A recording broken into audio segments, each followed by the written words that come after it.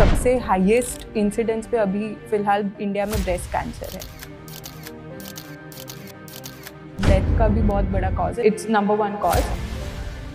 आई think Heena Khan को triple negative और BRCA1 positive cancer. तो does breast size also has any role in breast cancer? तो indirectly I would say कि उसका mortality death India में ज्यादा है कंपेयरिंग टू रेस्ट, क्योंकि वहाँ के लोग जल्दी आ जाते हैं एट अ अर्ली स्टेज और यहाँ पे लोगों को अवेयरनेस ही नहीं है। ब्रेस्ट कैंसर का एक बड़ा दूसरा रीजन है ओबेसिटी। तो genetic will just load the bullet but the trigger is pulled by your lifestyle. दूसरा फियर तो ट्रीटमेंट का फियर है कि कीमो लिया तो बाल चले जाएंगे, सर्जरी हुई तो एज यू राइटली सेड के ब्रेस्ट निकालना पड़ेगा, रिमूव करना पड़ेगा। ये भी देखा कि 14 साल की बच्ची को भी ब्रेस्ट कैंसर का केस निकला है, जो यंगेस्ट से यंगेस्ट भी है, जो शादी नहीं कर रहे हैं वर्सेस जो प्रॉब्ली 34-35 में बच्चा कर रहे हैं। कौन ज्यादा प्रोन है टू गेट ब्रेस्ट कैंसर? तो बोथ। क्या करना चाहिए सेल्फ एग्जामिनेशन में? सो सेल्फ ब्रेस्ट एग्जामिनेशन में लाइन कितने मिनट लगते हैं टेस्ट करने में? 3 मिनट। 3 मिनट का टेस्ट है। कि सबसे ज्यादा यही का रोल मुझे लगता है कि पेशेंट की लाइफ में ज्यादा है डॉक्टर की लाइफ से, क्योंकि अब वो चैट जीपीटी में पढ़ के हमें क्वेश्चंस पूछते हैं। But last thing that you really want to say out loud to people listening? I would definitely like to से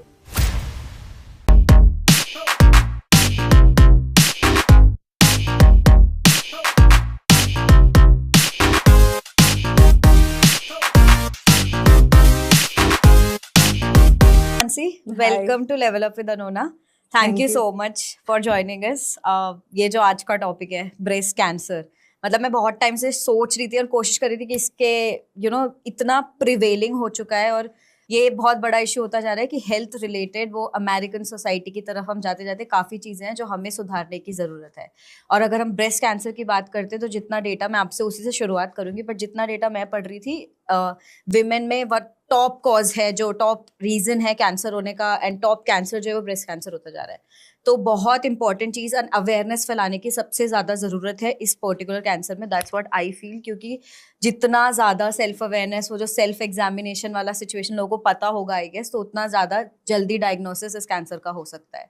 तो ये एपिसोड आपके लिए, आपकी सिस्टर, फैमिली, सबके लिए बहुत इंपॉर्टेंट है, एंड दैट्स व्हाई अगेन से थैंक यू टू यू आज इतनी इम्पोर्टेंट एपिसोड पे हमारे साथ आने के लिए। So thank you so much for inviting me and I hope कि मैं जस्टिस कर पाऊँ। ये बहुत ही important, as you said, it's one of the most common cancer in India currently. तो आई होप मैं जस्टिस दे पाऊँ इस टॉप को और आई होप अवेयरनेस स्प्रेड कर पाए। तो मैं आपसे शुरुआती इस चीज से करती हूँ, जो डेटा अगर हम बात करते हैं, what is the current situation? Breast cancer इस समय कौन सी सिचुएशन में इंडिया में? सो ब्रेस्ट कैंसर अभी बोथ मेल्स और फीमेल्स के कैंसर देखे तो उसमें सबसे हाईएस्ट इंसिडेंस पे अभी फिलहाल इंडिया में ब्रेस्ट कैंसर है। And almost 1 in 28 females in India are suffering on an average from breast cancer. So 28 में से 1 फीमेल को ब्रेस्ट कैंसर होता है।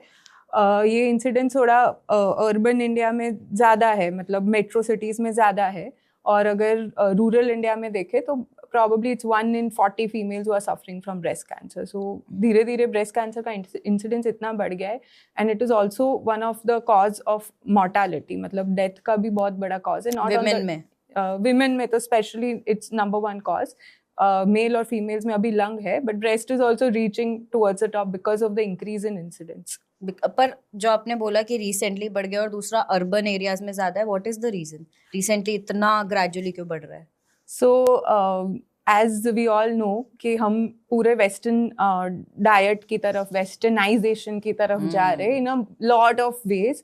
तो सेम वही सारे रीजंस है। सो वेस्टर्न इंडिया में अगर आप देखें, India is still behind west in incidence of breast cancer. So western India में it's almost 1 in 8 women, we still have 1 in 28 women, but western India में 1 in 8 women is suffering from breast cancer. वहाँ mortality कम है India से, because obviously वहाँ screening programs better है, वहाँ people are more aware as we know, and obviously the treatment access वो थोड़ा बेटर है इंडिया से।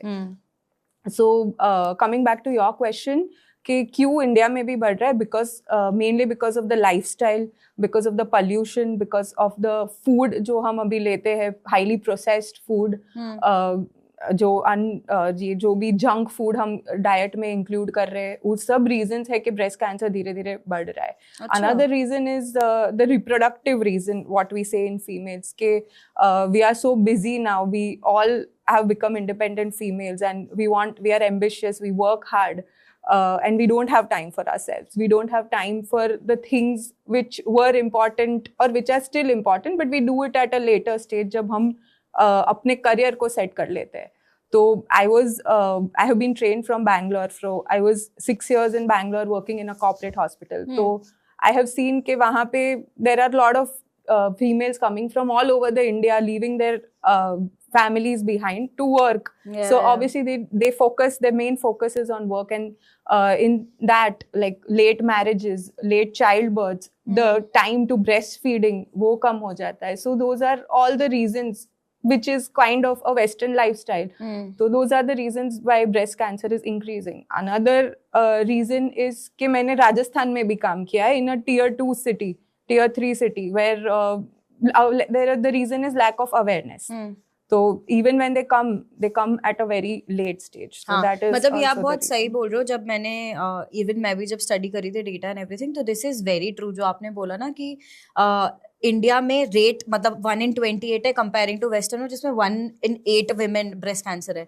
बट मोर्टेलिटी डेथ इंडिया में ज्यादा है कंपेयरिंग टू रेस्ट, क्योंकि वहाँ के लोग जल्दी आ जाते हैं एट अ अर्ली स्टेज, और यहाँ पे लोगों को अवेयरनेस ही नहीं है. तो जब तक लेट हो जाता है, स्टेज 4 स्टेज 5 पहुंचते हैं, तब तक लोगों को पता चलता है. That's why. और दूसरा कि यहाँ पे स्क्रीनिंग अवेयरनेस भी कम है. कोई जाके अपना जस्ट कोई हेल्दी फीमेल या हेल्दी मैन कोई अपना स्क्रीनिंग करवाता नहीं है विदाउट एनी रीजन. इनफैक्ट उनको कभी कुछ लगता भी है कि कुछ अबनॉर्मल है, तो वो उसको और भी डिले करते रहते हैं. तो वो अर्ली डिटेक्शन नहीं हो पाता, इसीलिए फिर मॉर्टेलिटी बढ़ जाती है. नहीं, इसमें आपने बहुत सारे क्वेश्चंस दिए. I will get into all of these questions, lifestyle से लेके स्क्रीनिंग से लेके हर चीज. बट उससे पहले मैं शुरुआत में आपसे एक बार, जो ब्रेस्ट कैंसर हम बात कर रहे हैं, होता क्या है? व्हाट हैपेंस जब ब्रेस्ट कैंसर की हम बात करते हैं, क्या होता है? तो जैसे हर कैंसर में जो भी सिम्टम्स आते हैं, सेम ब्रेस्ट कैंसर में हमारे बॉडी में एक मैकेनिज्म है जो अपने सेल्स को ग्रो करने से अटकाता है.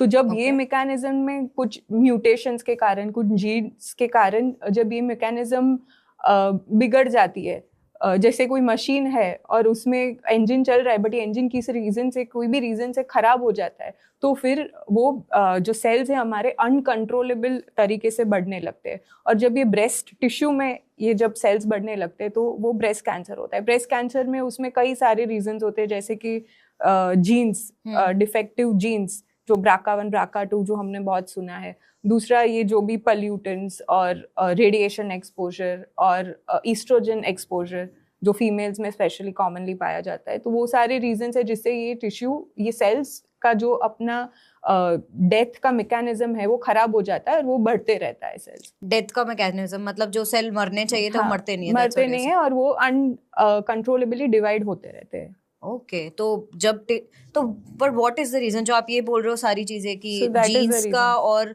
तो ये क्या करते हैं? व्हाट हैपेंस कि ये जीन है, सपोज जैसे आपने BRCA1 BRCA2 बोला कि वो जीन है, तो उससे ये डेथ नहीं हुआ इन सेल्स का, क्या वो बस डेथ मतलब सेल्स को म्यूटेट करते रहते हैं? What happens? So what happens is हमारे शरीर में जो भी सेल्स है वो वैसे भी मल्टीप्लाई होते रहते हैं और मरते रहते हैं. तो इट डिवाइड्स और वो मरते हैं. पुराने सेल्स मर जाते हैं और नए सेल्स डेवलप होते हैं. तो ये मैकेनिज्म जो BRCA1 BRCA2 है, वो हमारे ब्रेस्ट कैंसर में स्पेशली एक गार्डियन की तरह एक्ट करता है. कि कोई भी खराब सेल आता है तो ये उसको आइडेंटिफाई करके मार देता है. ओके. तो जब ये BRCA1 BRCA2 म्यूटेट हो जाता है, मतलब उसमें ये जो भी फीमेल्स में BRCA1 BRCA2 म्यूटेशन होते हैं, उसमें मतलब उनका डेफिशिएंसी होता है, मतलब ये सेल्स ही कम है, ये सेल्स वो आइडेंटिफाई नहीं कर पाते और फिर वो उनको मार नहीं पाते. तो उस हिसाब से फिर ये सेल्स बढ़ते रहते हैं और फाइनली ब्रेस्ट कैंसर में चेंज हो जाते हैं. और उसमें दूसरे बहुत सारे, नॉट जस्ट BRCA1 BRCA2 सिर्फ 10-15% फीमेल्स में पाया जाता है, बट बाकी भी ये जो मल्टीपल रीजंस है, जैसे कि ईस्ट्रोजन एक्सपोजर और बहुत सारे दूसरे रिस्क फैक्टर्स है, वो भी ये सेम तरीके से एक्ट करते हैं. क्या ईस्ट्रोजन एक्सपोजर क्या होता है? सो ईस्ट्रोजन एक्सपोजर मतलब एज वी नो कि ब्रेस्ट कैंसर में उन फीमेल्स का रिस्क बढ़ता है जिसमें अर्ली मेनार्की, मतलब हमारा पीरियड जल्दी आना, पीरियड लेट एंड होना, फिर लेट मैरिजेस के कारण लेट बच्चे होना, ब्रेस्ट फीडिंग कम होना. सो जब फीमेल्स ब्रेस्ट फीड करते हैं तब उनको पीरियड्स नहीं आते, क्योंकि उस टाइम का उनका एस्ट्रोजन एक्सपोजर कम हो जाता है. तो पीरियड्स के टाइम एस्ट्रोजन ज्यादा बनता है, ऐसा आप बोल रहे हो? पीरियड्स के टाइम एस्ट्रोजन ज्यादा, क्योंकि वो हमारी साइकिल नॉर्मलाइज हो जाती है तो एस्ट्रोजन बनता रहता है. बट ड्यूरिंग ब्रेस्ट फीडिंग वो मैकेनिज्म, वो हमारे जो शरीर में वो जो चल रहा है वो कम रहता है, तो एस्ट्रोजन एक्सपोजर नहीं होता. इसीलिए ब्रेस्ट फीडिंग एक प्रोटेक्टिव मैकेनिज्म है for saving yourself from breast cancer. नहीं, तो एस्ट्रोजन आप बोल रहे हो, एस्ट्रोजन इज अ हार्मोन, आप ऐसा बोल रहे हो. ये हार्मोन जनरली विमेन में होता ही होता है. हाँ. राइट. तो ये ज्यादा, मतलब जैसे आपने बोला कि पीरियड्स जिसके स्टार्ट जल्दी होगा और जिसके एंड लेट हुआ, तो वो एक्सपोज्ड है कि उसको ब्रेस्ट कैंसर के ज्यादा उसका क्योंकि एक्सपोजर ओवर द इयर्स ज्यादा हुआ, क्योंकि ज्यादा ज्यादा साइकिल्स आए हमें उस टाइम पे, तो hormones, so because of that. तो breast cancer, endometrial cancer, ovarian cancer, ये सब ईस्ट्रोजन रिलेटेड कैंसर है. तो जिसमें ईस्ट्रोजन एक्सपोजर ज्यादा होता है उनको ये कैंसर होने का चांस ज्यादा रहता है. एक्सपोजर मतलब क्या होता है? एस्ट्रोजन मतलब जो पूरी लाइफ टाइम में आपका ईस्ट्रोजन का साइकिल्स जो बढ़ता रहता है, मतलब जब आप मेनोपॉज में आ जाते हो तब आपका ये ईस्ट्रोजन हार्मोन बनना धीरे धीरे कम हो जाता है. ओके. क्योंकि ओवरीज शट डाउन हो जाती है. ऐसा क्या करता है ये हार्मोन कि इतने सारे कैंसर कर देता है? नहीं, so estrogen is important for a lot of things अपने फीमेल्स में. तो basically for reproduction that is important. हमें वो अभी फीमेल्स को हार्ट अटैक क्यों नहीं आता? क्योंकि उनमें ये ईस्ट्रोजन हार्मोन्स मेल हार्मोन से ज्यादा होता है. इसलिए estrogen protects your heart. Estrogen से बोन प्रोटेक्शन होता है. तो it is an important hormone, but everything has to be in a balance. तो ये जब बैलेंस टूटता है, the nature is made in such a way कि वो हमें बैलेंस देता है कि ये ईस्ट्रोजन हमें प्रोटेक्ट भी करता है. जब ज्यादा एक्सपोजर होता है तो ये हमारे लिए हार्मफुल होता है. तो जब हम ये नेचर के अगेंस्ट जाते हैं, जब वो ब्रेस्ट फीडिंग के गाइडलाइंस में है कि do it for this particular amount of time, पर जब हम ये नेचर के अगेंस्ट जाके for whatever multiple reason, हम late breast feeding, late breast feeding, child birth नहीं कर, बहुत ज्यादा बच्चे नाउ 30 के बाद ही सब बच्चे कर रहे हैं, तो वो सारे रीजंस है जो नेचर के खिलाफ जा रहे हैं और हमें उसका, तो इसकी वजह से भी जो सेल्स है वो मरते नहीं है, नए म्यूटेट होते रहते हैं. और आपने जो बोला टिश्यू की ज्यादा ब्रेस्ट वो टिश्यूज बनते हैं और हेंस ब्रेस्ट कैंसर हो जाता है. और ये अपना ब्रेस्ट कैंसर का चांस बढ़ाता है, but there are other factors also जो ब्रेस्ट कैंसर का चांस घटा भी सकता है. तो वैसा नहीं है कि जिसको भी कोई 30 ईयर की फीमेल है या 35 ईयर की फीमेल और उसने चाइल्ड बर्थ लेट किया है तो ऐसा नहीं कि उसको ब्रेस्ट कैंसर होगा ही होगा. वो सिर्फ नॉर्मल फीमेल से उसका चांस बढ़ेगा. बट अगर ये 35 ईयर्स की फीमेल जो लेट प्रेगनेंसी कर रही है for whatever reason, she is healthy, she is fit, वो अपना शी इज एक्टिव, वो एक्सरसाइज करती है, she is eating a very healthy, following a healthy diet, तो फिर वो वापस अपना ब्रेस्ट कैंसर का रिस्क कम भी कर रही है. So it's a balance basically. तो ओके, तो मैं आपको एक पूरा डिटेल में समझने की कोशिश करती हूँ, क्योंकि जो आप ये बोल रहे हो कि 30 के ऊपर, आई थिंक ये तो सारी लड़कियां डर जाएंगे इस ये सुन के, क्योंकि every girl right now, that's why it is important कि वो she can get it down also by ये जो भी दूसरे लाइफस्टाइल इंप्रूव करके, स्मोकिंग अल्कोहल से दूर रह के, एक्सरसाइज करके, so those are all protective for all the cancer. आपने कितना % ऐसे रीजंस देखे हैं जो ब्रेस्ट कैंसर के, मैं देख रही हूँ कि जेनेटिक वर्सेस लाइफस्टाइल, कौन सा, क्या रीजंस ज्यादा आप देख रहे हो जो केसेस इंडिया में आप देख रहे हो? मोस्टली केसेस जेनेटिक के सिर्फ एज आई सेड 10 to 15% ही होते हैं कि जो हम बोलते हैं फेमिलियर है, जो हमारे फैमिली में से आए हैं, जिसको ऑलरेडी कोई हिस्ट्री है फैमिली में. बट ऑलमोस्ट 85% लाइफस्टाइल के कारण आते हैं. लाइफस्टाइल में आपने बोला जो लेट ये सारी चीजें जो हमारा एक period, processed food, sedentary lifestyle, वो सब भी एक important factor. How come processed food does that? Processed food का क्या रोल रहता है? indirectly ब्रेस्ट कैंसर का एक बड़ा दूसरा रीजन है obesity. So when you are eating all these food, obviously आपका वेट बैलेंस में नहीं रहेगा, और जब ओबीस ओबेसिटी होगा तो वो इन्फ्लेमेशन करेगा बॉडी में, so indirectly it causes cancer. मतलब अल्टीमेटली मैं जितना मैं समझ रही हूँ कि है तो सारा हार्मोन्स का ही खेल जो आप बोल रहे हो कि ओबेसिटी से या लाइफस्टाइल हम सारी चीजें कर रहे हैं, या इवन हम लेट कर रहे हैं या पीरियड स्टार्ट हो रहे हैं, सब में अपने हार्मोन्स ही इधर उधर होते हैं। तो वो हार्मोन्स का खेल है जिससे आई थिंक चांसेस बढ़ रहे हैं, कम हो रहे हैं। तो आप बोल रहे हो कि जेनेटिक जो है उसका 10-15 आपको मिल रहा है, और बाकी लाइफस्टाइल फोकस जिसमें फूड आप बोल रहे हो, और साथ में ये एज इन जो लाइफस्टाइल अपन लेट कर रहे हैं। तो सो genetic will just load the bullet, but the trigger is pulled by your lifestyle. So even if your genes are bad, पर आपका lifestyle अगर आप improve करोगे तो आपका still आपको प्रोटेक्शन मिलेगा ब्रेस्ट कैंसर के खिलाफ या कोई भी जेनेटिक कैंसर। तो इसमें ये तो आप जैसे रीजंस बता रहे हो, तो what is the early focus on जो अपने प्रिवेंटिव टेस्ट और सारी चीजें बताए, तो कब से, मतलब एक आपने बताया जिसके तो जीन्स जिसके परिवार में ही है कि आपको लग रहा है कि इसके मतलब उन्हें पता है कि उनके परिवार में हिस्ट्री है, दूसरे जो जिनके कोई हिस्ट्री नहीं है, what is the right age? Why I am asking, this is a very important question, because मैंने ये भी देखा कि 14 साल की बच्ची को भी ब्रेस्ट कैंसर का केस निकला है, जो यंगेस्ट से यंगेस्ट भी है।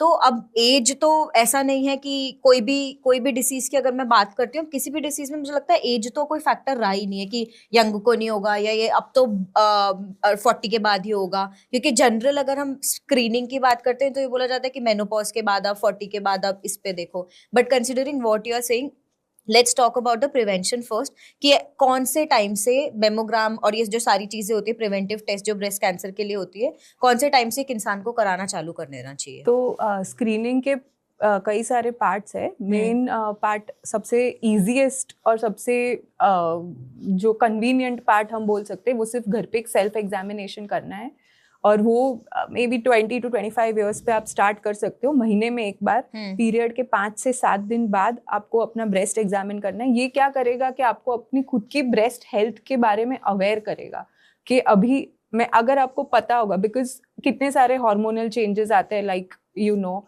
और ब्रेस्ट का साइज शेप चेंज होता रहता है, लम्प्स आते हैं, सारे बिनाइन भी होते हैं, मैलिग्नेंट भी होते हैं, बट मोस्टली बिनाइन होते हैं और चले जाते हैं। तो आपको एटलीस्ट पता होना चाहिए कि आपके ब्रेस्ट में क्या क्या चेंजेस आ रहे हैं और कब आपको ये अबनॉर्मल फील हो रहा है। तो उसके लिए आप अगर आप मंथली वंस एग्जामिन करोगे तो आप अवेयर रहोगे कि आपके ब्रेस्ट में क्या क्या चेंजेस आ रहे हैं, और तभी आप आगे जाके कोई भी हेल्थ केयर प्रोफेशनल को मिल पाओगे। दूसरा है क्लिनिकल ब्रेस्ट एग्जामिनेशन। वो आफ्टर द एज ऑफ 30, आप कोई भी साल में after the age of 30 only now, या so that is clinical breast examination. वो आपको कोई हेल्थ केयर प्रोफेशनल को जाके 2 साल में एक बार या इवन 3 साल में एक बार इज फाइन कि आप अपना ब्रेस्ट उनसे एग्जामिन कराओ। और टाटा मेमोरियल हॉस्पिटल में एक बहुत बड़ा ट्रायल हुआ था जब उन्होंने ऑलमोस्ट 1,50,000 फीमेल्स को ये क्लिनिकल ब्रेस्ट एग्जामिनेशन से, सो 75,000 को उन्होंने क्लिनिकल ब्रेस्ट एग्जामिनेशन किया और 75,000 को सिर्फ नॉर्मल स्क्रीनिंग, मतलब क्लिनिकल ब्रेस्ट एग्जामिनेशन नहीं किया। और जिनको उनको लंबे समय तक स्क्रीनिंग, मतलब डिफरेंस क्या है? मतलब उनको कुछ भी सिर्फ अवेयर किया कि आपको सेल्फ ब्रेस्ट एग्जामिन करना है या आपको बस अवेयर रहना है अपने ब्रेस्ट के बारे में। और इनको क्लिनिकल हेल्थ केयर प्रोफेशनल के पास प्रॉपर एग्जामिनेशन किया, और जिनको 75,000 थे जिनको ये क्लिनिकल ब्रेस्ट एग्जामिनेशन किया, उनको कैंसर अर्ली डिटेक्ट हुआ। ऑलमोस्ट 15% को अर्ली डिटेक्ट हुआ, स्पेशली वो फीमेल्स में जो अबाउट द एज ऑफ 50 थी। तो क्लिनिकल ब्रेस्ट एग्जामिनेशन भी specially in India, because India में एज आई सेड, मैंने राजस्थान में भी काम किया है, बैंगलोर में भी काम किया है। राजस्थान फीमेल्स में कितना सारा स्टिग्मा, टैबू सब कुछ है, जो because I was working in Udaipur, तो वहाँ पे जो भी पेरिफेरीज में से आते थे उससे भी, मतलब Tier 2 Tier 3 सिटीज में से आते थे। तो आई डोंट थिंक वो लोग मैमोग्राफी करवाने वाले। We are far from achieving that goal. तो एटलीस्ट क्लिनिकल ब्रेस्ट एग्जामिनेशन या सेल्फ ब्रेस्ट एग्जामिनेशन स्पेशली उन फीमेल के लिए इज वेरी इंपॉर्टेंट। क्लिनिकल में वो चेकिंग करते हैं, डॉक्टर्स करते हैं, टेस्ट नहीं है जो आप मेमोग्राफी, इट्स जस्ट डॉक्टर्स या कोई भी nurse who is trained in breast examination, वो लोग टेस्ट करते हैं। दूसरा, आफ्टर द एज ऑफ 40 ये मैमोग्राफी ईयरली वंस और वंस इन 2 ईयर एटलीस्ट वो मैमोग्राफी करना चाहिए। उससे भी बहुत सारे हम कैंसर के केसेस अर्ली स्टेज पे डिटेक्ट कर सकते हैं। Okay okay. तो ये सब एवरेज रिस्क फीमेल में के लिए। Average risk is everybody, being a female itself puts you at as an average risk of getting breast cancer.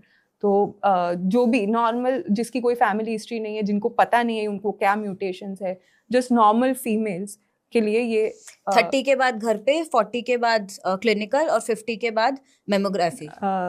20 के बाद घर पे, 30 के बाद क्लिनिकल ब्रेस्ट एग्जामिनेशन, 40 के बाद मेमोग्राफी। जो आप घर पे सेल्फ एग्जामिनेशन, आप थोड़ा ब्रीफली एक बता पाओगे कि क्या करना चाहिए सेल्फ एग्जामिनेशन में? सो सेल्फ ब्रेस्ट एग्जामिनेशन में घर पे या तो लेट के, मतलब लाइंग डाउन पोजीशन, या तो मिरर के सामने, या तो ड्यूरिंग शावर आपको अपना ब्रेस्ट चेक करना है with 3 fingers in a circular position, या कोई भी एक मोशन में आपको ब्रेस्ट चेक करना है, प्रेस करके देखना है टू फील फॉर लम्प्स। और दूसरा इम्पॉर्टेंट चीज़ है कि आपको अपना ये आर्मपिट भी फील करना है, क्योंकि उसकी जो भी लिम्फ नोड्स ड्रेनिंग एरिया है वो आर्मपिट्स में भी जाती है। तो आर्मपिट्स और ब्रेस्ट, ये दोनों चीज़ एग्जामिन करनी है पीरियड के 5 to 7 डेज बाद, क्योंकि पीरियड के टाइम ब्रेस्ट टेंडरनेस होता है, थोड़ा ज़्यादा हैवी होता है। तो जब वो हार्मोन्स सब वापस नॉर्मल हो जाए तब आपको आपका ब्रेस्ट एग्जामिनेशन करना है और उसमें फील करना है। और उसमें जनरली क्या लंप देखना है, क्या देखना है, लंप देखना है, कुछ भी स्वेलिंग जैसा लग रहा है। और अगर पेन फील हो सिर्फ, तो वही एक दूसरा बहुत बड़ा वो है कि लोग क्यों लेट आते हैं, क्योंकि उनको लगता है कि गांठ तो थी पर मुझे दर्द नहीं हो रहा था। तो यूजुअली कैंसर की गांठ में दर्द नहीं होता है। जिसमें दर्द होता है वो मोस्टली इन्फेक्शन होता है या कुछ हार्मोन चेंजेस होता है, फाइब्रोसिस्टिक डिजीज बोलते हैं, एब्सेस होता है, ब्रेस्ट एब्सेस, उसमें आपको पेन होता है। पर ब्रेस्ट कैंसर की गांठ में पेन यूजुअली नहीं होता है। जब होता है तब वो एक्चुअली काफी एडवांस स्टेज में पहुंच गई होती है। तो जब पेनलेस लंप हो तो आपको और भी अवेयर होना पड़ता है। तो लंप तो है ही, मतलब लंप तो अगर है तो मतलब लंप दिखेगा। दूसरी वो साइंस है जैसे कि निपल डिस्चार्ज है, निपल अंदर की तरफ चला गया। जब आप 2 ब्रेस्ट अपने देखोगे मिरर में तो एक नीचे फॉल ज्यादा कर रहा है और एक ऊपर उठा हुआ है, मतलब कोई गांठ उसको अंदर से खींच रही है। तो ये सब सटल साइंस है जो आपको देखना है सेल्फ ब्रेस्ट एग्जामिनेशन। तो लंप है। और अगर जो आपने पेन की बात करी तो उसमें पर आना है, उसमें भी ऑफ कोर्स आना ही रहेगा ना? आना तो दूसरा जो भी कोई रीजन से हो रहा है तो एटलीस्ट यू शुड कोई डॉक्टर को तो मिलना ही है। There's this one very मतलब so I was just scrolling through Instagram और उसमें ये हुआ था कि there was this reel जिसमें वो बंदी ने ऐसा शेयर किया कि पीरियड्स के समय उसको ब्रेस्ट में ऐसे पेन आता है। और उसमें मतलब आप मानोगे नहीं, that reel was so viral. मैंने भी उस पर कमेंट किया था लिटरली, क्योंकि उसमें 90% लड़कियों ने कमेंट किया है कि भाई वो पेन मेरे को भी फील होता था और मैं हमेशा ये सोचती हूँ कि यार मुझे कैंसर तो नहीं हो गया, मुझे कैंसर तो नहीं हो गया। मतलब this is something that a lot of girls has this fear of कि जब भी हॉर्मोन्स और पीरियड्स के टाइम पे थोड़े पहले या ओव्यूलेशन के टाइम पे पेन होता है तो दैट मीन्स कुछ कैंसर वैंसर तो नहीं है। What happens, why this pain happens? That is because of the hormonal changes which happens in the body during the period. तो that is normal. So again इसीलिए important है कि हम self breast examination करें, तो हमें पता चलेगा कि जब कुछ abnormal है तो we won't even वो panic state में भी नहीं चले जाएंगे और at least हमें पता चलेगा कि हाँ ये अभी कुछ डिफरेंट लग रहा है तो I should visit a doctor. क्या स्टेजेस क्या होती हैं इसकी ब्रेस्ट कैंसर की? सो ब्रेस्ट कैंसर में तो अगर सिंपल तरीके से बोले तो 2 सेंटीमीटर से अंदर है तो स्टेज 1 है। 2 से 5 सेंटीमीटर क्या lump, the size of the lump 2 से 5 सेंटीमीटर में है तो स्टेज 2 है, और 5 सेंटीमीटर के ऊपर चली जाती है तब ये स्टेज 3 में जाती है। जब वो स्प्रेड हो जाती है आपके लंग, लिवर, बोन कहीं भी, तो वो स्टेज 4 हो जाती है। और अगर सर्वाइवल की बात करें तो स्टेज 1 का सर्वाइवल मोर देन 90% है, स्टेज 2 भी 80 to 85% सर्वाइवल है, स्टेज 3 में पहुंचते तब वो 50 to 60% हो जाता है, और स्टेज 4 यूजुअली क्योरेबल नहीं होता है। और आपके पास कितना परसेंटेज लोग मतलब हाईएस्ट परसेंटेज कौन से स्टेज पे आ रहे हैं लोग? तो अगेन जैसे मैंने बोला कि मैं इतने सब जगह पे मैंने काम किया है, तो ऑब्वियसली बैंगलोर के लोग थोड़ा जल्दी प्रेजेंट होते हैं, प्रोबेबली स्टेज 1 स्टेज 2। राजस्थान में बहुत सारे लोग स्टेज 3 स्टेज 4 में प्रेजेंट होते हैं। ऑलमोस्ट मतलब 10 में से 6 females will be advance stage 3 stage 4। तो वो डिपेंडिंग आप कहाँ प्रैक्टिस कर रहे हो, उस जगह का कल्चर क्या है उससे भी बहुत but this is so sad कि specially in a place like India जहाँ बहुत ही डाइवर्सिटी है इन एवरीथिंग। पर टैबू क्या, लड़कियों को टैबू क्या लगता है, क्यों मतलब उन्हें अगर कुछ फील भी हो रहा है तो क्यों नहीं आती है आपके डॉक्टर के पास? तो mainly I think issue of guilt. दूसरा लगता है कि क्यों ये मेरे कारण कुछ हुआ है, मैं उसके लिए रिस्पॉन्सिबल हूँ। दूसरा बिगेस्ट थिंग इज कि बर्डन नहीं बनना है, अपने फैमिली पे बर्डन नहीं बनना है, बिकॉज एवरीबडी नोज कि सीरियसली ये बोलते हैं वो कि मेरे को ये नहीं करना था इसलिए नहीं आई मैं? हाँ, बहुत सारे लोग बोलते हैं, बहुत सारे लोग इसीलिए ट्रीटमेंट भी नहीं लेते हैं कि बर्डन नहीं बनना है। दूसरा कि कभी कभी किसी को लगता है कि फाइनेंशियल इशू होता है, घर में बोलने में उनको शर्म आती है, वो एक स्टिग्मा है ऑलरेडी कैंसर के लिए। और प्लस ब्रेस्ट ऐसा ऑर्गन भी है फीमेल का, प्राइवेट ऑर्गन है, तो अगेन उनको शेयर करने में थोड़ा even I read this also कि लोगों को मतलब ये एक आप बताना इसके बारे में कि there is this thing also कि अगर ब्रेस्ट कैंसर हुआ है तो and if it at a particular stage तो आपकी ब्रेस्ट वो of course like we remove the original breast और उसके बाद अगर कुछ करना हो तो that is also people don't, women has this fear क्योंकि ये फेमिनिटी का सिंबल है ना ऑब्वियसली, तो विमेन हैज दिस फियर कि यार ये हो गया तो और वहां तक ना पहुंचे इसके लिए पहले ही they don't come to the doctor. Is this या सो ये भी ऑब्वियसली दिस दूसरा फियर तो ट्रीटमेंट का फियर है कि कीमो लिया तो बाल चले जाएंगे, सर्जरी हुई तो एज यू राइटली सेड के ब्रेस्ट निकालना पड़ेगा, रिमूव करना पड़ेगा।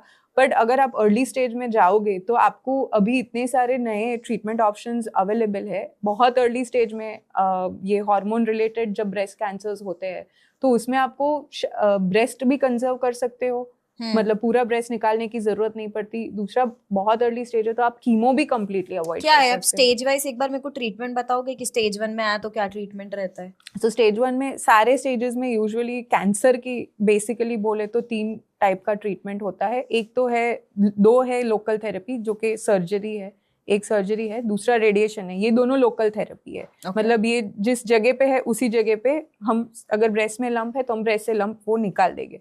रेडिएशन भी जहाँ पे ब्रेस्ट में लंप है तो उसी जगह पे रेडिएशन देंगे। कौन सा ज्यादा ऐसा होता है बेटर? तो सबका अपना अपना रोल है, मतलब सारे मोडालिटीज हमारे इक्वली ही important, depending patient to patient, depending कौन सा कैंसर है। पर ब्रेस्ट में तो तीनों का ही रोल है।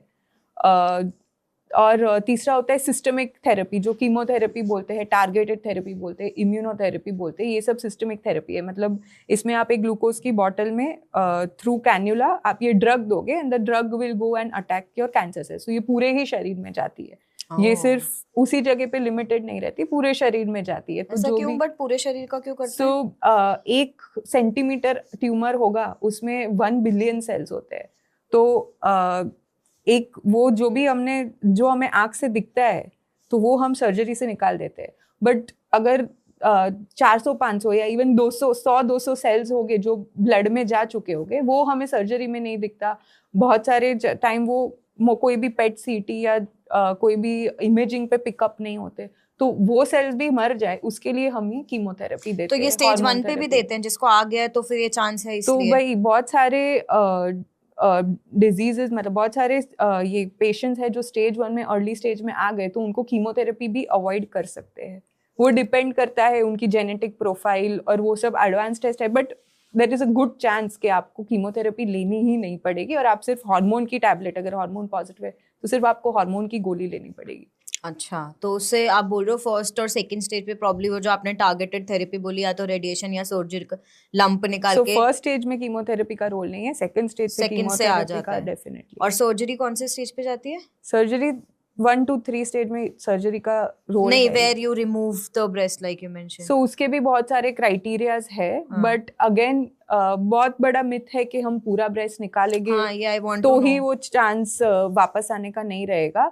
तो अगेन जब मैं बैंगलोर में थी तो बहुत सारे फीमेल्स प्रेफर करते थे कि ब्रेस्ट कंजर्वेशन हो।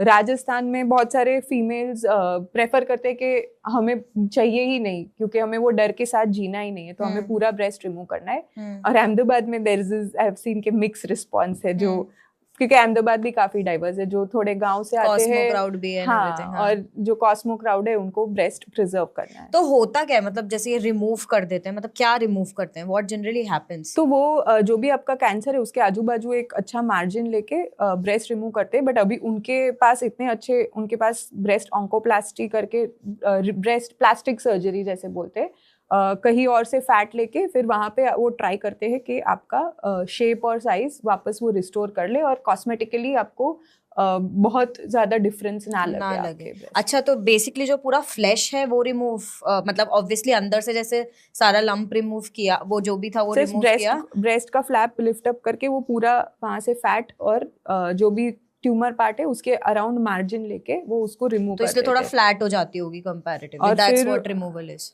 हाँ, so that they basically remove the tumour with a margin. Okay, हाँ, बट अल्टीमेटली क्योंकि यूजुअली ऐसा कहा जाता है कि आजू बाजू के जो भी 1 सेंटीमीटर 2 सेंटीमीटर में रिकरेंस होने का चांस आता है, तो वो एरिया को भी आजू बाजू एक मार्जिन भी दे देते हैं। अच्छा, और ये कब फिर ऐसे पूरे बॉडी में कब फैलना स्टार्ट हो जाता है? स्टेज 5 पे? स्टेज 4 पे, जब स्टेज 4 में हमें प्रेजेंट होते हैं तो यूजुअली वो कहीं ना कहीं स्प्रेड हो जाते हैं। Then there is no coming back. So with अभी मॉडर्न ट्रीटमेंट वापस, एज आई सेड, ये टारगेटेड थेरेपी और हार्मोनल थेरेपी और सब में काफ़ी लंबा सर्वाइवल है, जो पहले हमें देखने को नहीं मिलता था। इवन स्टेज 4 में अगर अच्छा बायोलॉजी है डिजीज़ का, मतलब वो टू सिंप्लीफाई कि अगर स्टेज 4 में रिस्पॉन्स कर रहा है ट्रीटमेंट को बेसिकली, तो उनका भी बहुत सारे पेशेंट्स है जो 5-7 years भी हमारे साथ है और ट्रीटमेंट कंटिन्यू कर रहे हैं। हाँ, मतलब तो इट ऑल डिपेंड्स कि आपका बायोलॉजी कैसा है, स्टेज मतलब बहुत ज्यादा बर्डन ऑफ डिजीज स्टेज 4 में भी कितना है, बहुत ज्यादा स्प्रेड नहीं हुआ, 1-2 जगह पे स्प्रेड हुआ है। अगेन हमें स्टेज 4 में भी अभी हमारे पास एक नया कॉन्सेप्ट है कि सिर्फ ब्रेस्ट में हो और एक ही जगह पे स्प्रेड हुआ, एक ही बोन में कहीं एक जगह पे आपको दिख रहा है, तो फिर अगेन आप उसको क्योर करने का ट्राई करोगे। अगेन वो जो बोन में लीजन है उसको आप रेडिएशन से टारगेट करोगे, और या तो लिवर में लीजन है तो अब वहाँ की एक ही लीजन है, 2 ही लीजन है, तो उसको आप या तो रेडिएशन या तो सर्जरी करोगे। और ब्रेस्ट का ट्रीटमेंट वैसा ही रहेगा जैसे हम जो क्योर के लिए करते हैं, मतलब रिमूव करेंगे, कीमो देंगे, और ये वाला 1-2 लीजन है जिसको हम टारगेट कर सकते हैं। तो इवन इन स्टेज 4 हम पेशेंट्स को अभी क्योर करने का ट्राई। बट ये जो स्टेज 1 स्टेज 2 जैसे आप बता रहे हो, तो इसमें हमने एक बार कर दिया, आपने जो टारगेटेड थेरेपी वगैरह करी, तो उसके बाद रिओकरेंस के चांस होते हैं? तो कैंसर में, सारे कैंसर में रिओकरेंस के चांस रहते हैं, इसीलिए हम उसको फॉलो अप पे रखते हैं। लाइफ टाइम फॉलो अप होता है फिर? At least for 10 years। पर कैंसर में usually what we say is 5 years तक कैंसर अगर अब नहीं आता है वापस, तो it is as good as cure.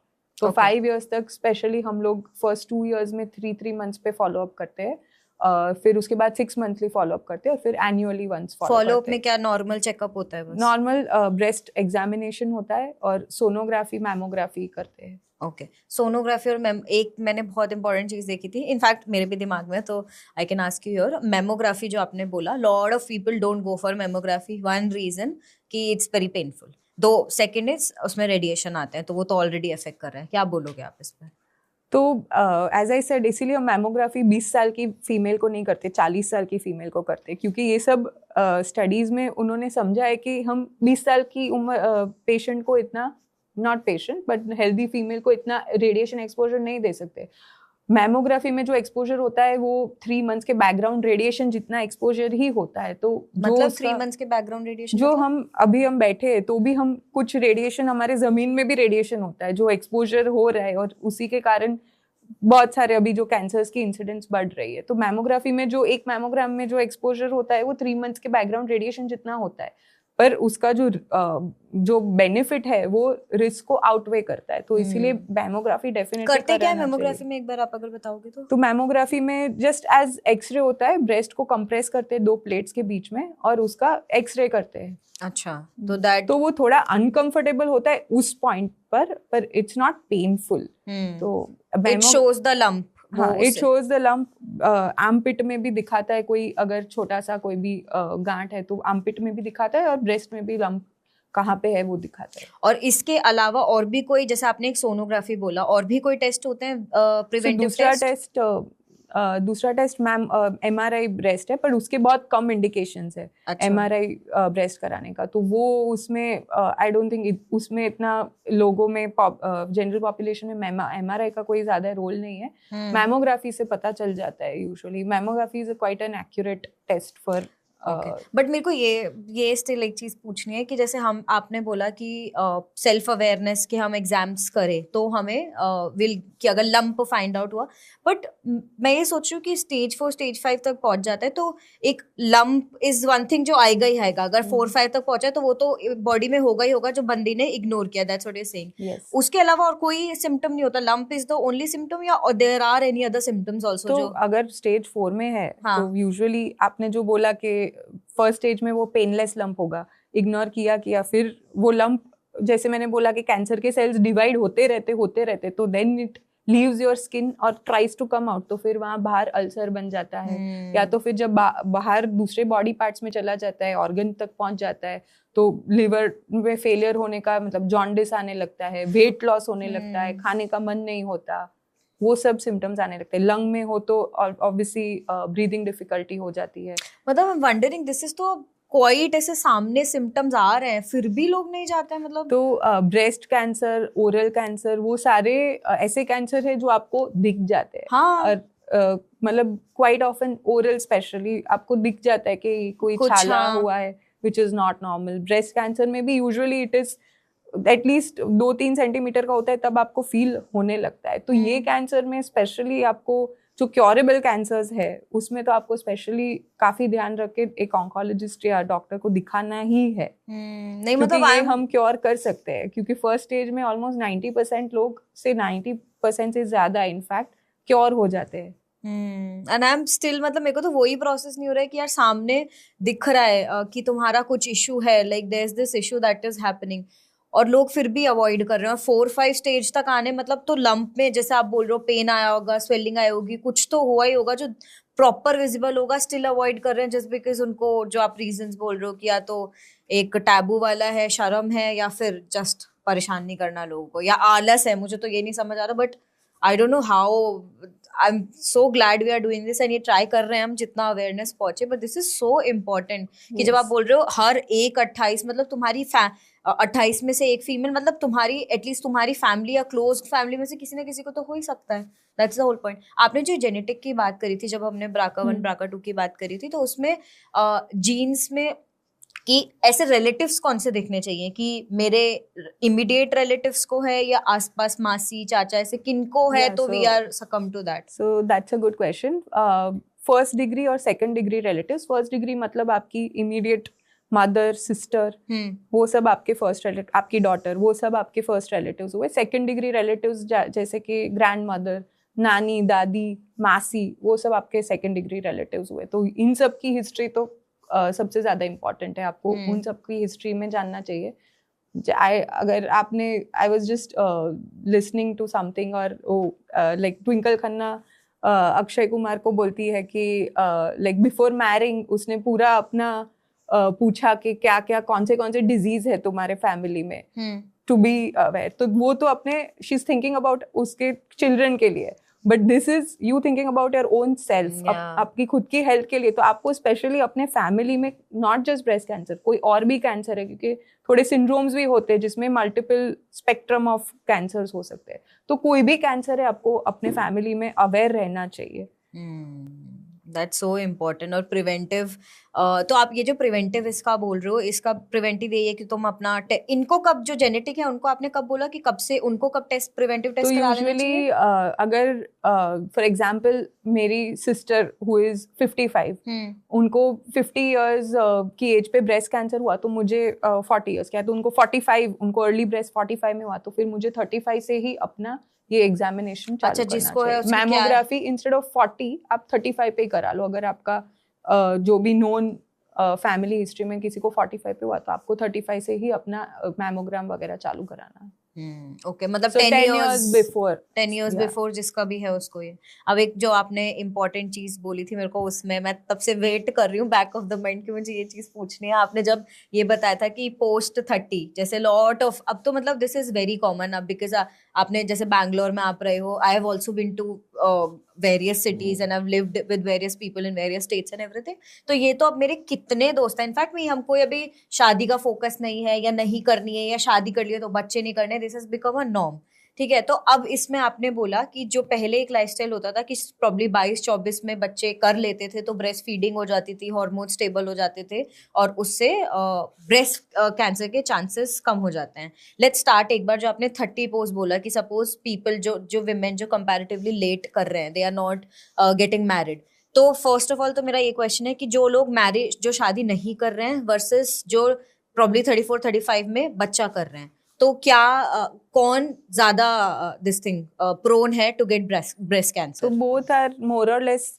Equally chance है उनका थोड़ा रिस्क बढ़ने में। So again not to scare anybody, नहीं it's an awareness of course. हाँ, इट्स नॉट लाइक उन सबको डेफिनेटली ब्रेस्ट कैंसर होगा ही, बट आपकी दूसरी लाइफस्टाइल, दूसरे बहुत सारे फैक्टर्स जो आपके प्रोटेक्टिव फैक्टर्स है, तो वो सब भी आपके इसमें प्ले करेंगे। वर्कआउट एंड ऑल जो आप बोल रहे हो, workout, avoiding alcohol, avoiding smoking, ये सब भी एक हेल्दी लाइफस्टाइल भी आपके जो भी ये ब्रेस्ट कैंसर का होने का जो चांस है उसमें काफी, that is also equally important as much as your reproductive factors. Okay, but मैं अगेन क्वेश्चन, क्या होता है जो इंसान जिसने शादी मतलब प्रॉब्ली अभी तक नहीं करी है, all of that women who are not getting married, what happens? So why not the getting chances married is indirectly कि आपके बच्चे भी लेट हो रहे हैं। तो बेसिकली एज आपका जब भी 30 के बाद आपका ईस्ट्रोजन एक्सपोजर, अगेन कि ईस्ट्रोजन एक्सपोजर बढ़ जाता है, आप ईस्ट्रोजन को एक्सपोज और बढ़ा रहे हो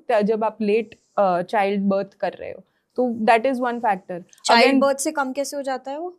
क्योंकि तब आपके ईस्ट्रोजन तब उस टाइम के लिए एटलीस्ट सप्रेस हो जाता है, जो आपने बताया था for feeding and everything. Okay, तो how does feeding helps in reducing the, जो आपने बोला था? So the number of years जो एवरेज हेल्थ है, फर्स्टली तो obviously it will help with bonding with the kid.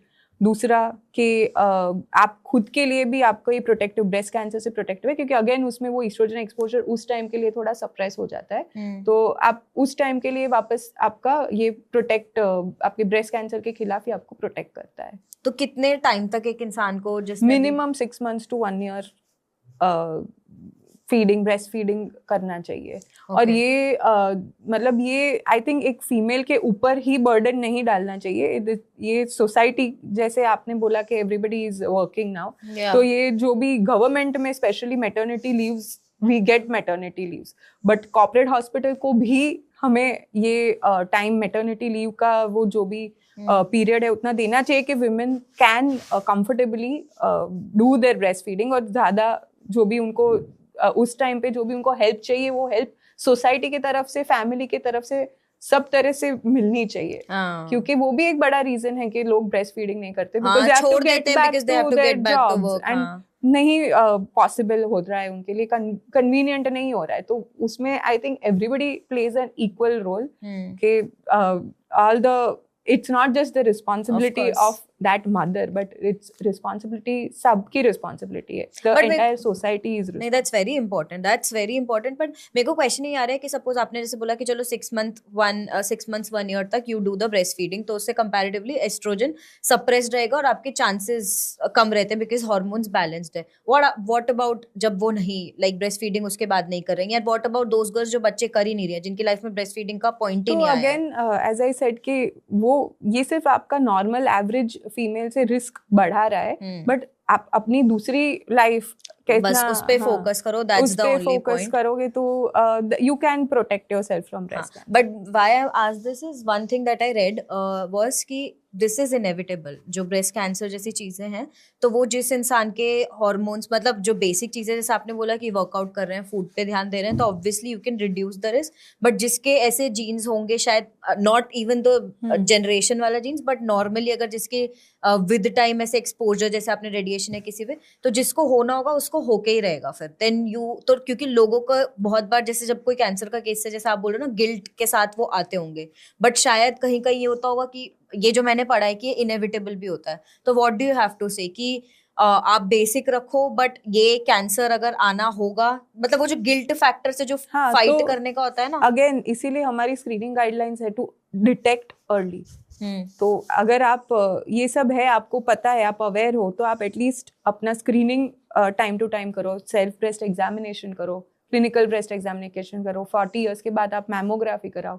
ये सब आपको एटलीस्ट आपको कैंसर अर्ली स्टेज में डिटेक्ट करने का एक चांस दे रहा है। And I even red main में भी अब केसेस कंपैरेटिवली बढ़ गए हैं। सो मेन में कैंसर होता है, ब्रेस्ट कैंसर होता है, क्योंकि ये जो ब्रेस्ट टिश्यू है वो मेन में भी होता है रूडिमेंट्री टिश्यू की तरह, मतलब उसका कोई फंक्शन नहीं होता, बट वो छोटा टिश्यू होता है। तो अगेन फीमेल्स में ब्रेस्ट का टिश्यू बहुत बड़ा होता है, इसीलिए उनको ब्रेस्ट कैंसर का चांस बढ़ता है, बट मेन में ये टिश्यू छोटा है। बट 100 में से एक, या इनफैक्ट लाइक मे बी 150 में से एक मेन को ब्रेस्ट कैंसर होने का चांस रहता है।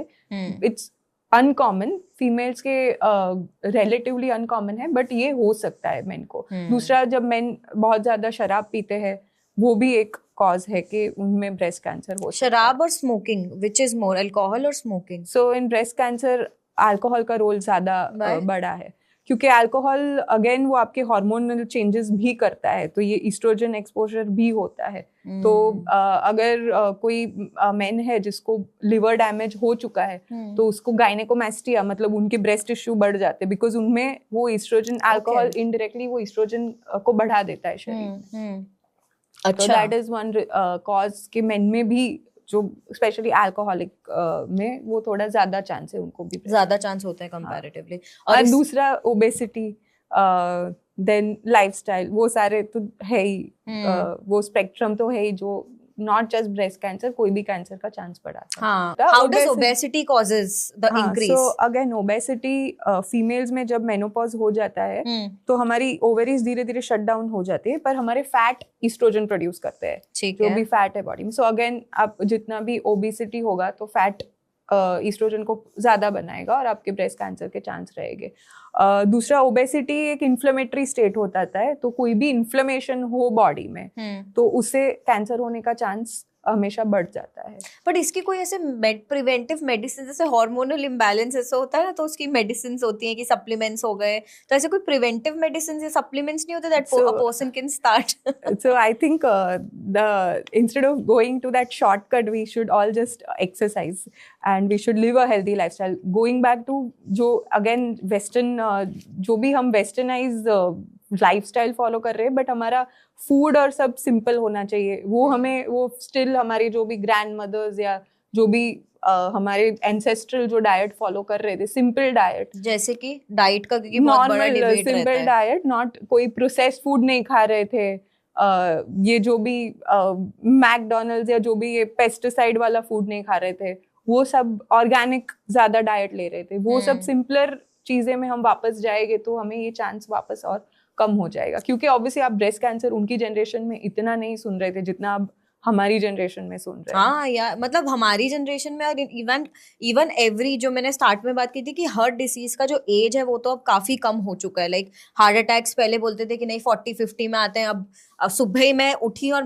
मैंने गलती कर दी कि मैंने इंस्टाग्राम खोल दिया, और जैसे इंस्टाग्राम फर्स्ट रील ये थी कि एक गुजरात की 24 साल की बच्ची को स्पीच दे रही थी और उसको हार्ट अटैक आ गया। मतलब like there is no age for any disease. और ट्रस्ट में, मैंने जितने डॉक्टर से बात की ना, everyone says the same thing कि the major reason is the incoming of ये वेस्टर्न कल्चर, कि हम जो वेस्टर्न कल्चर को इतना फॉलो करना चाह रहे हैं कि हमारी डाइट, हमारी एक्सरसाइज, हमारा लाइफस्टाइल वाज परफेक्ट, जिसके थ्रू जो ये सारी डिसीजेस जो हम नॉर्मली इग्नोर कर देते थे, पर वो जो इतना बीच में फंसे हैं, जो ओबेसिटी इतना बढ़ गया है, लाइक हर चीज पेंडेमिक, डायबिटीज, हर चीज आप बोलोगे it is related to India, की बढ़ती जा रही है। सो अगेन ये इंटरमिटेंट फास्टिंग अगर आप बोले, तो उसका कॉन्सेप्ट हमारे कल्चर में पहले से ही था। क्योंकि आई एम अ जैन, और हमारे में तो पहले ही सनसेट के पहले खाने का कॉन्सेप्ट था ही, विच इनडायरेक्टली उसका यही मतलब हुआ कि आपको इंटरमिटेंट फास्टिंग करनी है, आपको सनसेट के बाद डायरेक्टली सुबह खाना खाना है, तो आपके उतने आवर्स का ब्रेक हो जाएगा, और वो काफी फिटनेस आपका बढ़ा रहे थे। बट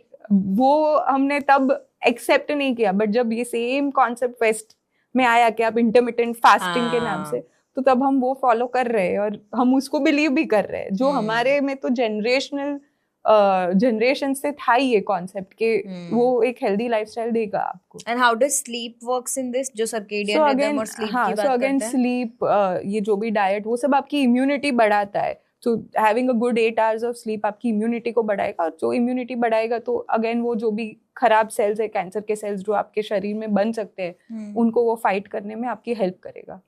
आप एज अ डॉक्टर जब लोग आपके पास आते हैं तो ऐसी कोई चीज जो आपको सबसे ज्यादा फ्रस्ट्रेट करती है कि काश ये लोग समझ जाएं, काश ये लोग पहले जानते, why are they coming now, why are they doing this, ऐसा कुछ है आपके top of the mind? Again मैं अभी जब राजस्थान में थी तो मैं गवर्नमेंट स्कीम्स में काम करती थी, तो they get free health care and मतलब जब भी कोई जो भी बोले, काफी गवर्नमेंट की हमारे इंडिया में स्कीम्स है जो बहुत पुअर लोगों को और हेल्प करती है। इट इज एक्चुअली मतलब बहुत ही बढ़िया उनकी स्कीम्स है, स्पेशली अर्ली स्टेजेस और सबके लिए।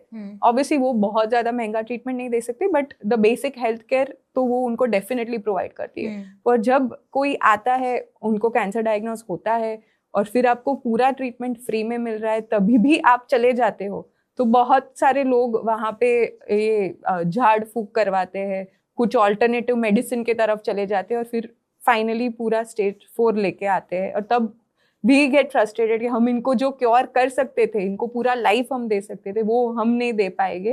तो दैट इज फ्रस्ट्रेटिंग, और उतना समझाने के बाद भी वो नहीं समझ पाते। That's very. आपकी लाइफ का कोई ऐसा केस जो आपको हमेशा याद रहे, ऐसा कुछ आप शेयर कर सकते हो? तो अगेन आप एक लेडी थी जो मतलब वो प्रेग्नेंट थी और उसको तब ही ब्रेस्ट कैंसर के बारे में उसको शायद पता चला होगा, तो उन्होंने अपनी डिलीवरी तक वेट किया और इग्नोर किया, और फिर वो जब आए तब वो उनका ब्रेस्ट कैंसर इतने बड़े स्टेज पे था कि हमने 3rd स्टेज पे था, बट तो भी काफ़ी एक्सटेंसिव ब्रेस्ट कैंसर पूरा, मतलब it was quite an advance stage. तो फिर हम उसको बचा नहीं पाए, और तब अगर वो जल्दी आ जाती, उसने ऑलरेडी डिलीवर कर दिया था, तो एटलीस्ट वो अपने चाइल्ड के, मतलब the mother was snatched from the child. तो इसीलिए आप जो भी आपका ये जो फियर है कि मैंने, जो भी उन्होंने डिले किया, क्योंकि even pregnancy during breast cancer वो भी ट्रीटेबल है, उसके भी अलग अलग मेथड्स है, और हम ट्रीट कर सकते हैं, या तो एटलीस्ट उस टाइम पे सर्जरी कर सकते हैं, या जो भी ट्रीटमेंट पॉसिबल है वो हम कर सकते हैं। तो I think that is one thing के। बट ऐसे प्रेगनेंसी के टाइम पे ब्रेस्ट कैंसर होने के चांस ज्यादा होते हैं, ऐसा कुछ होता है क्या? नहीं, वैसा नहीं होता। प्रेगनेंसी के टाइम पे ब्रेस्ट कैंसर होने का चांस ज्यादा नहीं होता, बट अभी क्योंकि हमारे प्रेगनेंसी भी लेट हो रही है और ब्रेस्ट कैंसर का इंसिडेंस भी अर्ली हो रहा है, इसलिए अभी काफी केसेस हमें देखने को मिलेंगे इन फ्यूचर के जो प्रेगनेंसी के टाइम ब्रेस्ट कैंसर हो गया या प्रेगनेंसी के बाद ब्रेस्ट कैंसर हो गया अर्ली, क्योंकि वो टाइम पे एकदम क्योंकि यंगर वुमेन को कैंसर हो रहा है, जो उनकी एज लिमिट थी पहले 50 की, वो धीरे धीरे कम हो रही है, और हमारी जो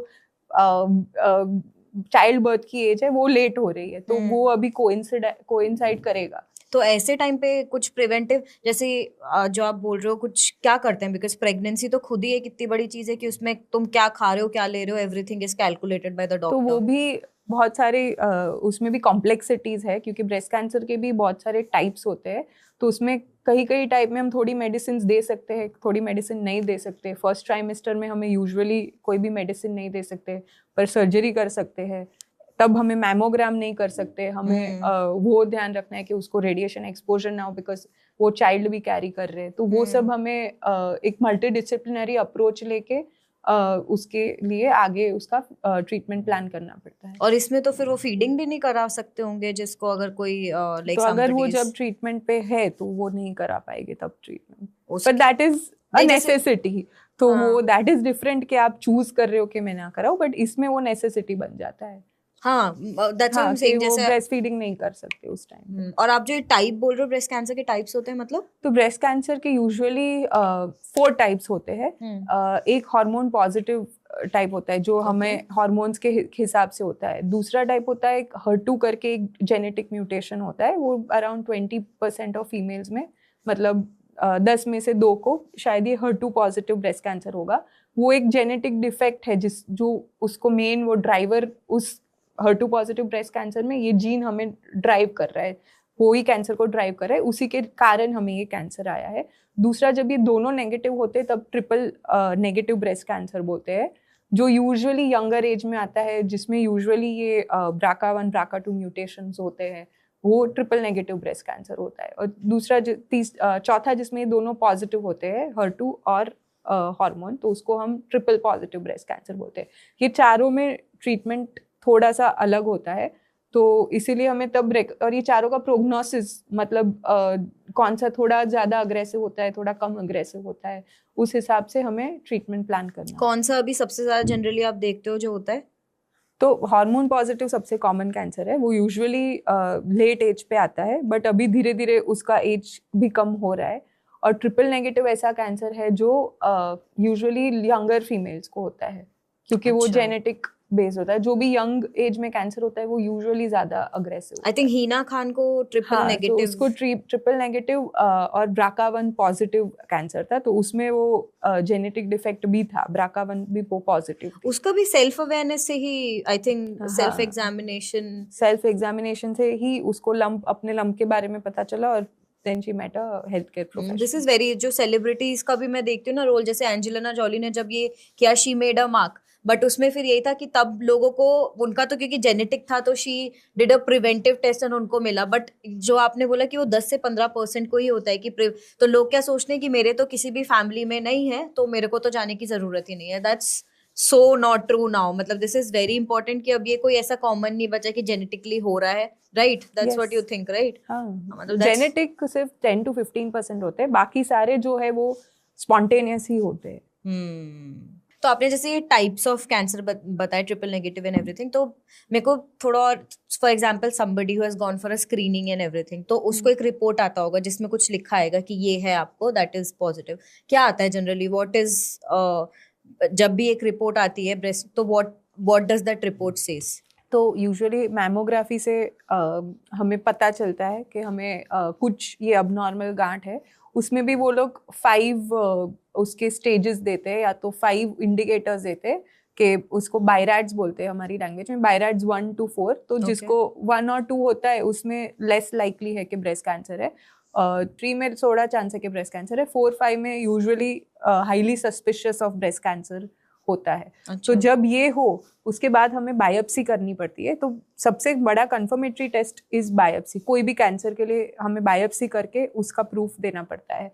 तो बायोप्सी पे जब, जैसे मैंने बोला, ये बायोप्सी के पे और एक टेस्ट होगा IHC करके, इम्यूनोहिस्टोकेमिस्ट्री, उसमें हमें पता चलता है कि ये कौन सा टाइप का ब्रेस्ट कैंसर है। तो बहुत सारे लोग बोलते हैं कि सिर्फ यूजुअली अगर हम कोई एरिया में देखें तो वो FNAC करते हैं, जो एक सुई लगा के सिर्फ पानी निकाल के पैथोलॉजिस्ट को लगता है ब्रेस्ट पे, हाँ, ब्रेस्ट के अंदर एक सुई लगा के पानी एक्सट्रैक्ट करते हैं। बट बायोप्सी में एक टिश्यू लेते हैं, मतलब ब्रेस्ट का एक छोटा सा चंक लेते हैं। तो जब FNAC में आ जाता है तो बहुत सारे लोग हमें बोलते हैं कि आपको बायोप्सी क्यों करवाना है, वापस बायोप्सी क्यों करना है। तो बायोप्सी इसीलिए करना है क्योंकि हमें कौन से टाइप का कैंसर है ये हमें वो टिश्यू पे ही हम ये इम्यूनोहिस्टोकेमिस्ट्री रन करके हमें पता चलेगा कि ये कौन से टाइप का कैंसर है। और मेमोग्राफी के बाद बायोप्सी क्यों करना है, ये क्वेश्चन पूछते हैं लोग। अच्छा, ओके। और एक बहुत बड़ा दूसरा मिथ है कि बायोप्सी किया तो कैंसर फैल जाएगा, ये भी बहुत सारे लोगों को डाउट होता है। तो बायोप्सी कंफर्मेटरी टेस्ट है और वो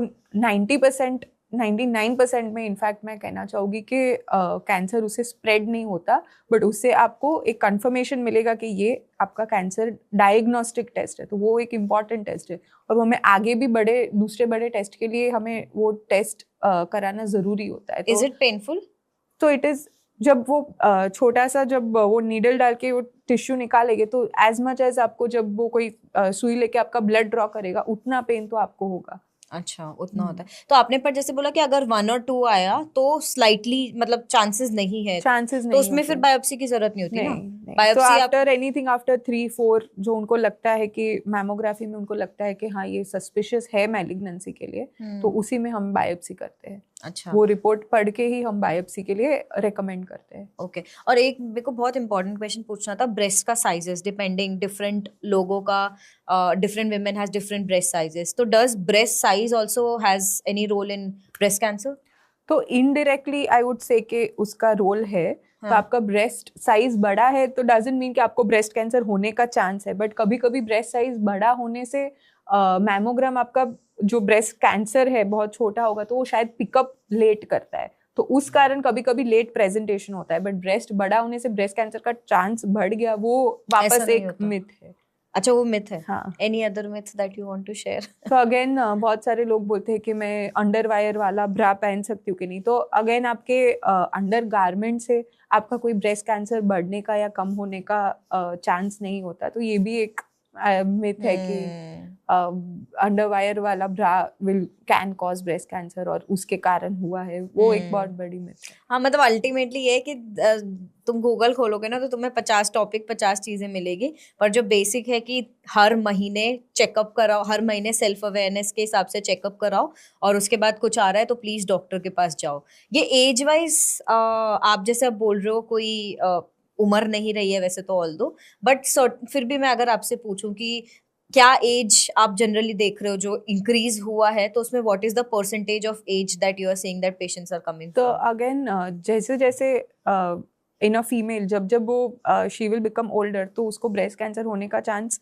बढ़ता रहेगा, क्योंकि एवरेज एज ही 50 है. और पोस्ट मेनोपॉजल जब फीमेल्स होती है तो वो ईस्ट्रोजन एक्सपोजर इतने टाइम तक हुआ होता है, तो वो वापस उनका चांस थोड़ा बड़ा होता है ओल्डर एज में. क्यों? बट इतने टाइम तक था, अब बंद हो गया तो अब बढ़ क्यों गया? अब तो कम हो जाना चाहिए ना. क्योंकि इतने टाइम तक एक्सपोज हुआ है. हाँ. और प्लस पोस्ट मेनोपॉजल में भी आपका ईस्ट्रोजन कंप्लीट से शट डाउन नहीं हो जाता. प्लस थोड़ी फीमेल्स हार्मोन रिप्लेसमेंट थेरेपी भी लेती है, जिसमें क्योंकि उनको पोस्ट मेनोपॉजल में जब ये हार्मोन्स कम हो जाते हैं तो उनको बहुत सारे हार्मोन रिलेटेड चेंजेस आते हैं, जैसे mood swings, hot flashes.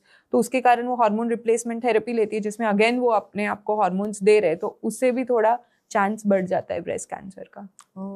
Okay. नहीं बट जो आप बोल रहे हो कि जो पोस्ट मेनोपॉज जो अब जितना एक्सपोजर था अब तो वो कंपैरेटिवली कम होगा, बट ऑलरेडी इतना हुआ है तो इस वजह से अब एक्यूमुलेट होना और कंपैरेटिवली होना ज्यादा हो जाता है. तो इसमें एक जो प्रोबेबली हार्मोनल इशू बहुत कॉमन हो चुका है लोगों को, तो जैसे इनको PCOS PCOD, this has become the new age in common, जो every other women is suffering from PCOS और पीसीओडी. तो this is again a hormonal imbalance and everything. तो उन लोगों को भी ऐसा कुछ है कि comparatively they are at higher risk of breast cancer? तो अगेन आप पीसीओएस का कॉजेज ढूंढोगे तो उसमें भी एक कॉज है कि ओबेसिटी है, जो अगेन वो एक इन्फ्लेमेटरी स्टेट है. तो उस रीजन से इनडायरेक्ट लिंक है पीसीओएस का ब्रेस्ट कैंसर से. तो अगेन वो थोड़ा इन्फ्लेमेशन बॉडी में क्रिएट करता है और फ्यूचर में जाके ये सब हार्मोनल चेंजेस कर सकता है, जिससे उनको ब्रेस्ट कैंसर का रिस्क. डायरेक्ट अभी तक कोई लिंक एविडेंस नहीं है हमारे पास पीसीओएस और ब्रेस्ट कैंसर. अभी नहीं है. हाँ. पर प्रिवेंटिव में आप सिर्फ यही बोल रहे हो कि चेकअप कराओ और अपना लाइफस्टाइल सुधारो और उल्टा सीधा मत खाओ, that is the only thing. What about sex? मतलब a very generic question I am asking is, sex से बोलते हैं कि हार्मोनल बैलेंस होता है, apparently people feel lighter, good hormones are secreted and everything. So does that plays any role in improving the? So not really, not for breast cancer. हाँ. There is no कोई ऐसा हमारे पास अभी evidence नहीं है कि होने से या नहीं करने से या जो भी कि ब्रेस्ट कैंसर का चांस बढ़ेगा या कम होगा, वैसा कोई डेटा नहीं है हमारे no pass. data as such. And what about ये contraceptive pills जो लेते हैं? उससे अगेन वो थोड़ा, उसमें भी ये ईस्ट्रोजन प्रोजेस्टेरॉन हार्मोन्स होते हैं, जिससे थोड़ा आपका रिस्क बढ़ता है. बट अगेन वो भी अभी जो पहले से जो उनका क्वांटिटी था वो काफी कम है, तो अगेन उसके चांसेस अभी धीरे धीरे कम हो गए. अल्टीमेटली ओके, मतलब जो है तुम्हारी बेसिक लाइफस्टाइल है, that's the only point. Last thing जो आप जो भी लिसनर्स हैं जो भी सुन रहे हो, that you really want to say out loud. हमने सारा डिस्कशन तो किया है रिवॉल्विंग अराउंड कि क्यों हो रहा है, क्या सोल्यूशन है और कब आ जाना चाहिए, but last thing that you really want to say out loud to people who sir is listening. So I would definitely like to say कि आप इस कैंसर क्योरेबल है. ये नहीं है कि कैंसर एक, जब हम उनको ये बताते हैं वो पहले ही इतने ओवर थिंक करके अपने माइंड में इतने सारे थॉट्स बना लेते हैं. इवन कैंसर की ट्रीटमेंट अभी इतनी नई नई लेटेस्ट पॉसिबल है. जब मैंने पढ़ना चालू किया और मैं अभी जब प्रैक्टिस में 3 साल से मैं प्रैक्टिस कर रही हूँ, उसमें ही इतने सारे हमारे गाइडलाइंस चेंज हो गए, क्योंकि नए नए लेटेस्ट ट्रीटमेंट आ रहे हैं. तो हमारे कैंसर का ट्रीटमेंट पॉसिबल है, लेस साइड इफेक्ट के साथ पॉसिबल है. और ये जो टैबू है कैंसर के आजू बाजू, उससे हमें लड़के आगे कैंसर को अर्ली स्टेज में डिटेक्ट करना है, ताकि हम उसका अच्छे से सामना कर पाए और हमें जितनी भी साइड इफेक्ट है वो भी कम कर पाए. That's very important. बट ये आप जो ट्रीटमेंट की बात बोल रही हो अब नया जमाने का, तो एआई का कोई रोल है क्या ट्रीटमेंट में अभी? सो एआई का रोल अभी सारे ट्रीटमेंट में आएगा, और स्पेशली आएगा अभी? आएगा और धीरे धीरे इट इज कमिंग. अभी सबसे ज्यादा एआई का रोल मुझे लगता है कि पेशेंट की लाइफ में ज्यादा है डॉक्टर की लाइफ से, क्योंकि अब वो चैट जीपीटी में पढ़ के हमें क्वेश्चंस पूछते हैं. बट डेफिनेटली एआई का रोल लाइक डायग्नोसिस में भी आएगा. जैसे मैंने बोला मैमोग्राफी, तो अभी एआई अगर मैमोग्राफी को और एक्यूरेटली प्रोबेबली डिटेक्ट कर पाएगा. पैथोलॉजी में एआई विल कम वेयर वो जो कैंसर सेल्स को, क्योंकि वो पैटर्न रिकग्निशन से AI works with pattern recognition, तो वो और प्रोबेबली एक्यूरेटली कैंसर को डायग्नोस कर पाएगा.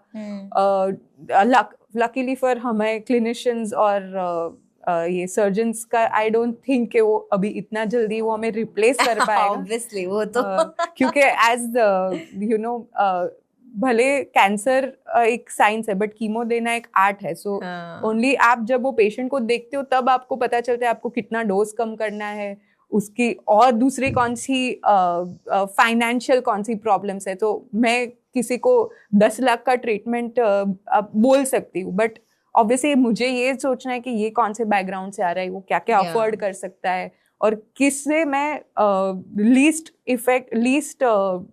Financially toxic but most effectively मैं उसको ट्रीट कर सकती हूँ, जो ये सब AI probably is not going to think. और अगेन उनके इमोशंस और उनकी दूसरी जनरल हेल्थ को भी इतना ही इम्पोर्टेंस, ह्यूमन जो कनेक्शन है वो I think only a human can form. हाँ ऑब्वियसली, मतलब वो चीज को रिप्लेस करने में तो डेफिनेटली एआई का रोल है. इवन अभी हमें आई थिंक इवन पढ़ने में, अभी हम जो इतनी बड़ी बड़ी टेक्स्ट बुक पढ़ रहे थे, अभी हम वो इजीली इलैबोरेट करके एआई को lot of things has change. तो वो तो आगे जाके काफी कुछ हेल्प करने वाला है. And even I would like to say ये चीज कि मेरे को तो ये लगता है कि जो ये कैंसर का पूरा सिचुएशन है, एक जो आपने बोला ना कि इतना इंडिया में सबसे बड़ा रीजन कि लोग वहां तक पहुंचते ही नहीं है, वेट करते रह जाते हैं किसी, तो फैमिली का भी बहुत ज्यादा, जो आपने बोला था, बहुत इंपॉर्टेंट रोल है. So whosoever is watching, I think family का support from starting from taking that person to the hospital to जब उनका वो जो पूरा प्रोसेस चलता है from therapy to all the treatments and everything, family ही सबसे ज्यादा सपोर्ट और हेल्प कर सकती है एक पेशेंट को. So that's also very important. But thank you so much doctor. I mean बहुत ही सरलता से आपने बहुत अच्छा समझाया है, काफी कुछ क्लियर हुआ है ब्रेस्ट कैंसर के बारे में. और एक चीज प्लीज, कितने मिनट लगते हैं ये टेस्ट करने में? 3 मिनट का टेस्ट है. महीने में आप खुद भी करो और अपने जितने भी लव्ड वंस हैं उनको भी बोलो कि ये टेस्ट करें. But thank you so much. Thank you so much for it.